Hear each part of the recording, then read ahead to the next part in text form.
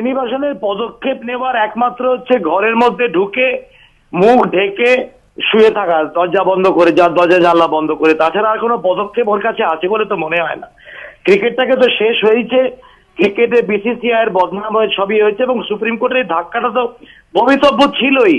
কারণ যে কোনো আজকে জুডিশিয়ারি স্টিল ভাইব্রেন্ট, এবং জুডিশিয়ারির কাছে তো এই ন্যাকামো চলে না, এবং তার ইচ্ছে বা জবরদস্তি বা না আমি থাকবো করে হাত তুলে নাচা, সেটাও হয় না। অতএব he has got only one option, he is to resign immediately within a few minutes. যদি কোনো এখনো যদি সামান্যতম এক অংশ যদি ওর মধ্যে কোনো লজ্জা থাকে, এবং তারপরে বাড়ির মধ্যে ঢুকে চুপ করে বসে ঘুমিয়ে থাকা, and forget about BCCI, that's it. উশারত বাবু, আপনার সঙ্গে কথা বলবে আমাদের প্রতিনিধি কুন্তল চক্রবর্তী। কুন্তল, তোমার প্রশ্ন।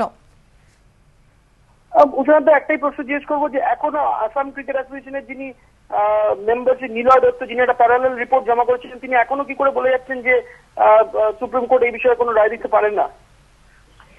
নিলয় দত্ত, নিলয়কে আমি খুব ভালো রকম চিনি এবং ভালোবাসি, নিশ্চয়ই লয়ার হিসেবে ভালোই লয়ার। কিন্তু সে যদি প্রেজুডিস্ট হয়ে কিছু বলে, সুপ্রিম কোর্ট এরকম অর্ডার দিতে পারে না, তাহলে কি ভগবানের কাছে যেতে হয়তো? তাহলে নিলয়কে একটাই আমার অনুরোধ, নিলয় যদি শ্রীনিবাসনকে নিয়ে ভগবানের কাছে পৌঁছে যান, ভগবানের জব অর্ডারের জন্য। Supreme court is the highest court of law. Supreme court যখন একটা অর্ডার দিয়েছে এবং তার অর্ডার বা নীলয় দত্ত কিছুক্ষণ আগে যেটা বলেছেন সেটা একবার আপনাকে আমি কোট আনকোট বলছি, this should not be misinterpreted to mean that the report suggests that the honorable court would decide on the punishment or penalty to be imposed. No, that's a different thing. That's a different thing totally. Punishment কি দেবে না দেবে সেটা পরের কথা।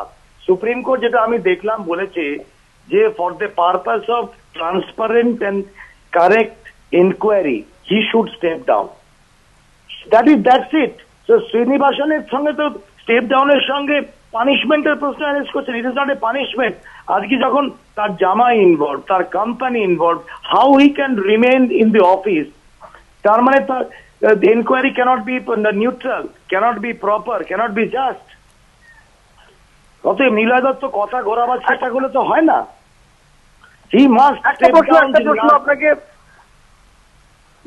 প্রশ্ন আপনাকে, যে গত 8 মাস 9 মাস ধরেই যেখানে মনে হচ্ছিল বারবার করে যে এই বুঝি শ্রীনিবাসনকে সরে দাঁড়াতে হবে, এই বুঝি তিনি আর পারবেন না, তিনি ভেঙে পড়বেন, সেটা গত 8-9 মাসে হয়নি। এবার কি ফাইনালি দেখা যাবে যে শ্রীনিবাসন সরে যাচ্ছেন? কি মনে হয়?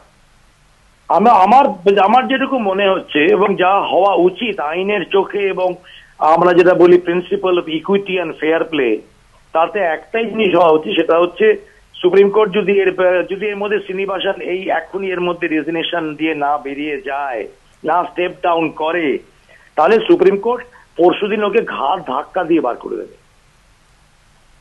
এর পর একটাই শেষ প্রশ্ন, যে এরপর কি মনে হয় যে বিসিসিআই এর এই যে অবস্থায় বিষয়টা গেছে, তার ঝড় আইসিসিতেও যেতে পারে? এবং আগেই যে শ্রীনিবাসন নিজের জায়গাটা সিকিউর করে নিয়েছিলেন আইসিসিতে, আইসিসি সংবিধান বদলে পুরো ক্ষমতাটা চেয়ারম্যানের হাতে চলে গেছিল এবং নিজে চেয়ারম্যান হচ্ছেন, তো সেই জায়গাটায় দাঁড়িয়ে কি মনে হয় যে এবার শ্রীলঙ্কা, পাকিস্তান বা দক্ষিণ আফ্রিকার মতো দেশগুলো প্রতিবাদ ওঠাবে, বলবে যে যার বিসিসিআই জায়গা নেই তার আইসিসিতে কি করে জায়গা হচ্ছে?